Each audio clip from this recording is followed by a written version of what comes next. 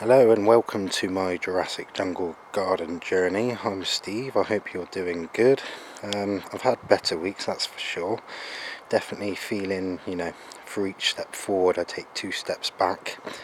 And we all know nobody gets to the bar like that. So anyway, it's a bit update from last week. So as you can see in the centre there, what I've done is I've built that planter up like I said last week.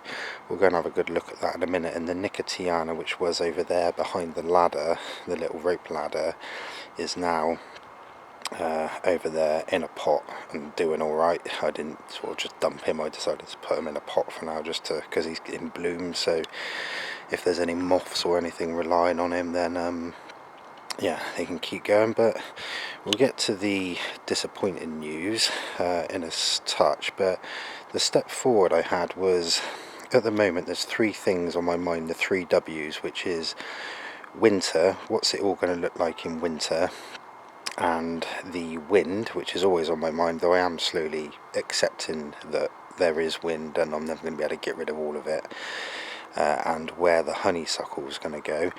The winter and honeysuckle kind of tie in together because the honeysuckle I'm getting is evergreen and it's a bit of a beast apparently, or can be. So the honeysuckle is going to go where the sunflower is pretty much, and then what I'm going to do is sort of train it up that fence. And then my idea was to train it across behind the back of there, and where that climber is in the centre of the screen, this will be like a pergola running along here, and then I was going to have it come across the top of it and droop down. But then I sort of thought, well, we might get an extension at some point, so I can do that, that's no worries. But I might need to sort of grow it out and bring it in this way, and then if it comes to it I can just chop them and not, like, sort of have the bulk of the plant having to be got rid of. And that ties up nicely with the evergreen. As you can see there with the 2 bananas that are kind of coming into the centre, they're going to make like a big M, hopefully, the next 2 leaves that do that. So it's kind of like a little secret area, effectively. But in the winter, all these plants are going to be gone apart from the ferns. So I've been trying to figure out how I can make it look good. Now, as a basic thing, I figured that if I can get all the vertical space in the garden to be covered or evergreen, that'll be the minimum I want. I'm trying to think of a way of training the honeysuckle up and then across this way, effectively where the bananas are, kind of thing. And my only thought was to put a fence post in front of this banana in the dead centre, and then run a couple of wires across.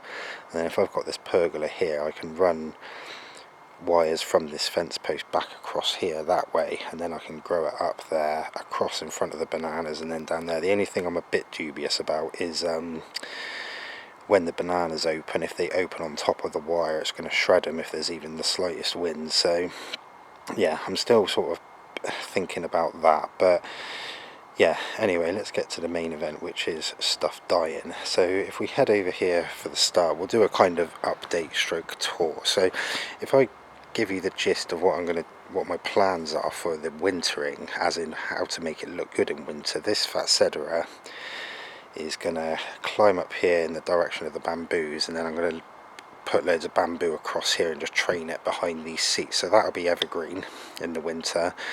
In the end, there's going to be a big tree fern where that royal fern is. How quick I get it though, but that royal fern and the lady fern will come up quite a bit.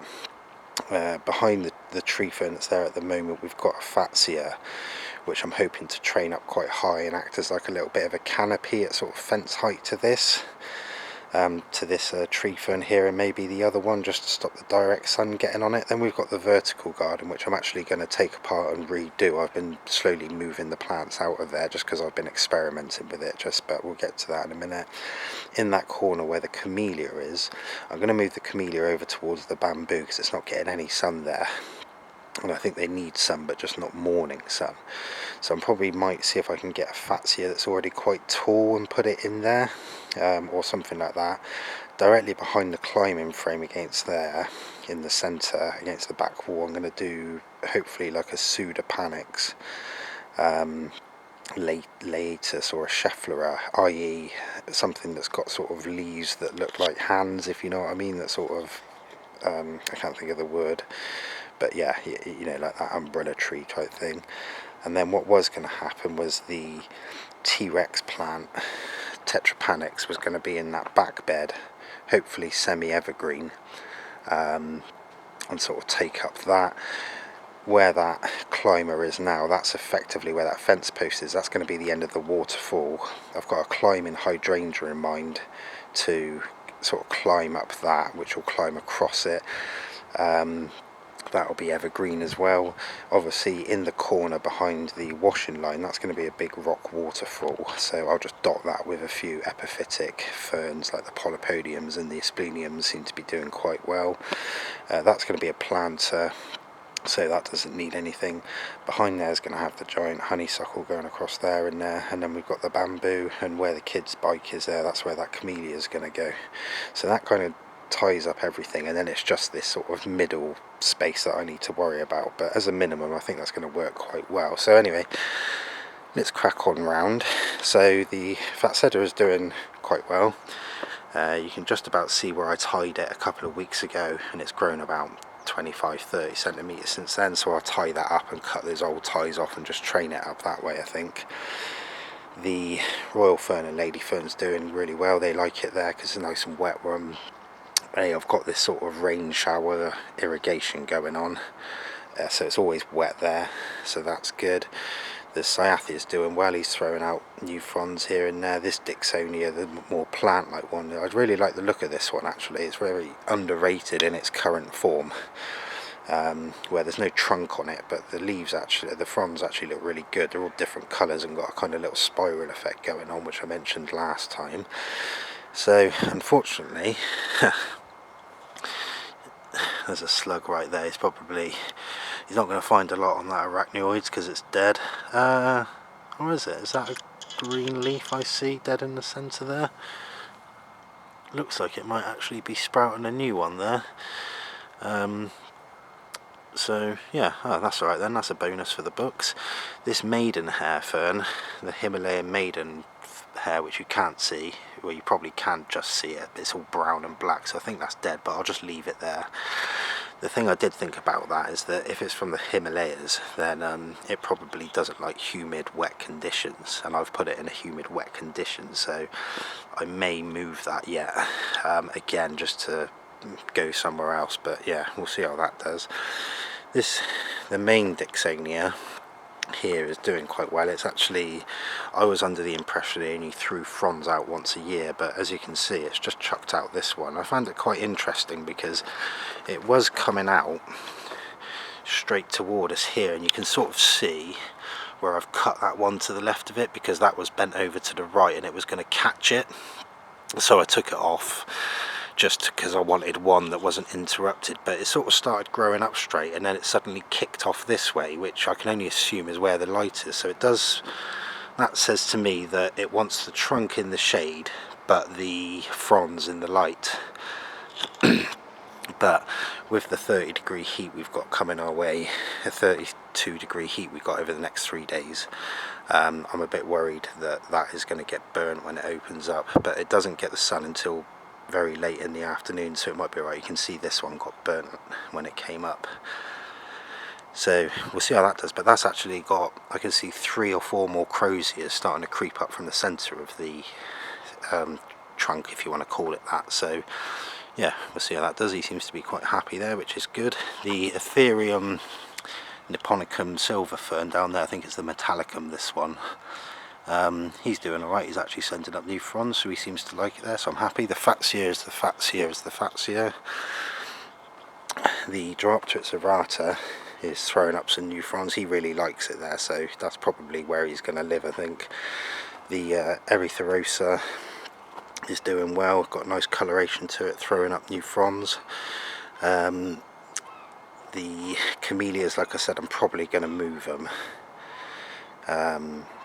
We'll do the vertical garden, my plans for that on another one, because I'll tie it up with the irrigation. All these ferns are doing alright. These ones have all got sort of brown bits on them. I did a bit of research and apparently they're not deciduous, and the fact that this one's, the Herrenhausen, Setiferum Herrenhausen, is throwing up new fronds as these ones are dying, makes me think they're either dying off as in their old ferns, or something's wrong with them. And I did read a book saying you can get some little bugs or grubs that go inside the, I think we'll call it the stalk, and they sort of eat it from the inside, and that can cause them to go, and you've got to chop them out quickly because otherwise they jump to other ferns. So my next job is actually going to be chopping out anything that's got a decent bit of brown on it, on any fern now.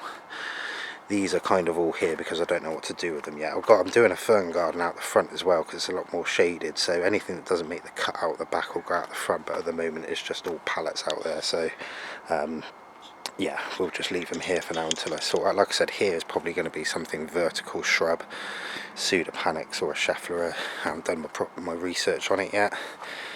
The new fern here, the Woodwardia, is doing alright, or seems to be anyway.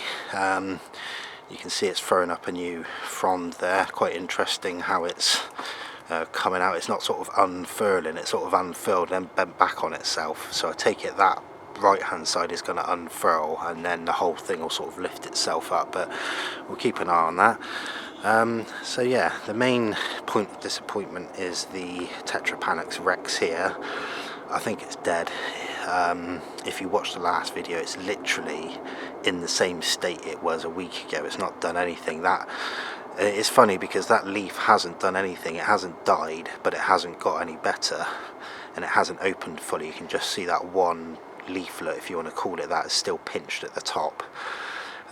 So I can only think, because I got it and then I put it in when it was new, and then 3 days later I went away for a long weekend, and that was when we had that 35-degree heat, and it probably needed covering. So I'm hoping it's gone into shock and it's now sort of sorting the roots out, and because it's so hot, the root system's so small, it can't sort of either supply itself with water, or you know, the water's evaporating off quicker than the roots can pull it in. So what I'm going to do today, because we've got another 3 or 4 days of 35-degree heat, is I'm actually going to get a table, the little the kids' table, and just put it over this area. These ferns will be alright, just to keep the direct sun off it for the next few days and just see what happens. But other than that, yeah, we will see. If worst case happens and it dies in the next week, I'll move one of my banana pups that I took off 2 weeks ago, because they're all coming back to life now, so I'll put that there and then think about that for next year. The Lophosaurias doing really well. You can see we've got this new frond coming up to the right, and then we've got an absolute monster coming up in the centre there. So I'm going to keep an eye on that. Hopefully that'll be as big as some of these and it's ready to get going now.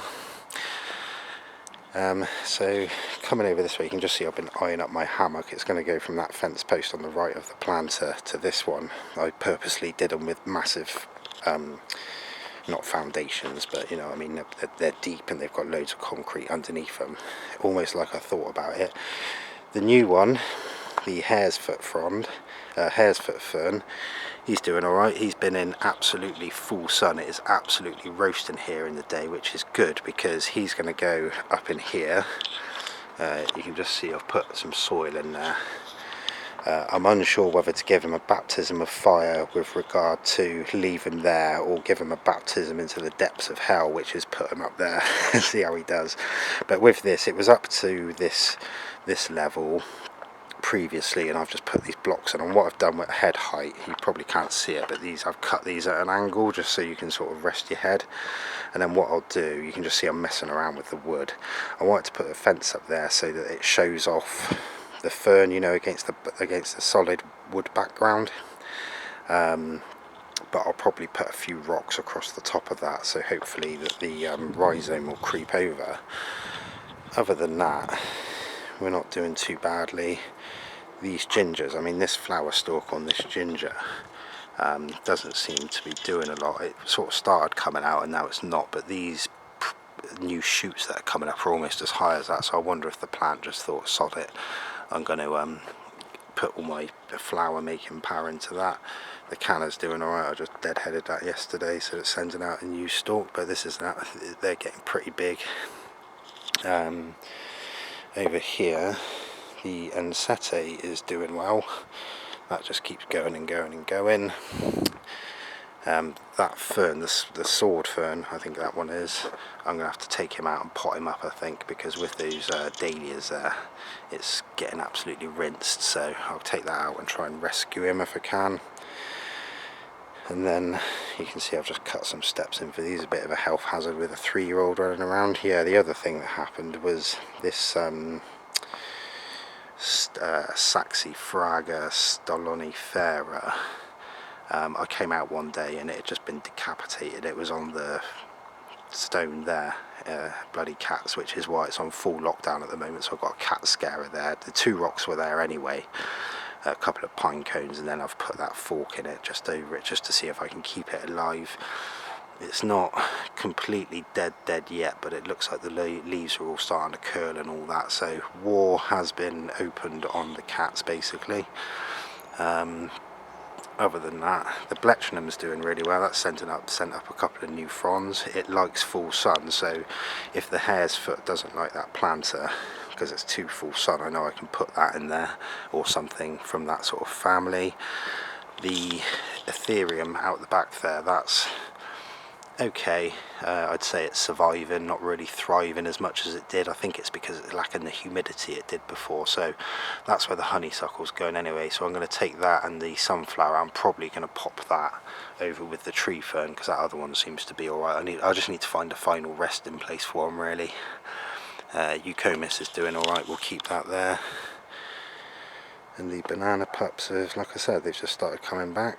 So my next mission is actually going to be to put a couple of fence posts in here, one where the climber is and one probably where the edge of the sort of sun lounger thing is, so I can get a trellis up there. Then I can put a trellis behind the seating and then put a little temporary trellis sort of between the concrete post and the fence post, because that honeysuckle I'm hoping is going to come in the next couple of weeks. And yeah, but other than that, the other thing I've noticed is this banana over here on the right, whilst doing quite well, is actually leaning. I'm not sure why, whether the leaf that came out onto the fence is pushing it away, or probably more likely I was a bit brutal when I chopped the pups off and sort of disturbed the soil, something like that. But the dahlias are actually doing alright. I grew these from seeds. They're not spectacular, but right, they've been munched. I'll try and find you a good one over here somewhere. So the bees have been liking these. I'm a poet and I know it, but yeah, you know, they're quite nice. I feel sorry for this one over here because he opened up under the banana leaf, so he's kind of like a little hidden flower. But yeah, so pretty much my mission now is going to be nurse this Tetrapanax as best I can. You can see the sun's coming on it already, so I need to, I don't mind the sun now because it's just about to vanish behind the tree for a couple of hours, but it's that midday sun I want to keep off it, and hopefully it will survive. I was thinking about potting him up, like I said, and putting a banana in there, but I know they don't like their roots disturbed, and if it has gone into shock, I'm unlikely to do it any favours by potting it up now. So yeah, I don't hold out much hope, but which is slightly annoying because, you know, any of these ferns, yeah, happy days. But the Tetrapanax, it was reasonably hard to get hold of. But you know, we live, we learn, stuff like that. So I should have kept it in the pot while I went away. So yeah, but other than that, things are ticking along nicely. Things are starting to show their true colours, and things are starting to get into their final resting place. So what I might do is actually put that Athyrium in here where this mossy rock is, and then they're kind of close together, you know, for that little sneaky sort of hidden behind things vibes that I'm going for. So yeah, we'll see how we do. Anyway, I hope you're having good. I'm looking forward to all these fronds coming out. I've never had a tree fern before. If nothing else, it'll give me a chance to, once this one opens, because I've already chopped one off for this one, so I'm going to leave this one to open up. When the next one comes out, I'll chop this frond off here, and then I'll probably leave them on as much as I can, because these ones are alright. That one's just a bit bent and all that, so a bit rubbish, but it came like that, so there we go. But yeah, hopefully you're all doing well and loving life in the heat. I'm not particularly a heat person, but it's nice. I was sat in the garden just watching stuff yesterday. So have a good day. I'll see you soon.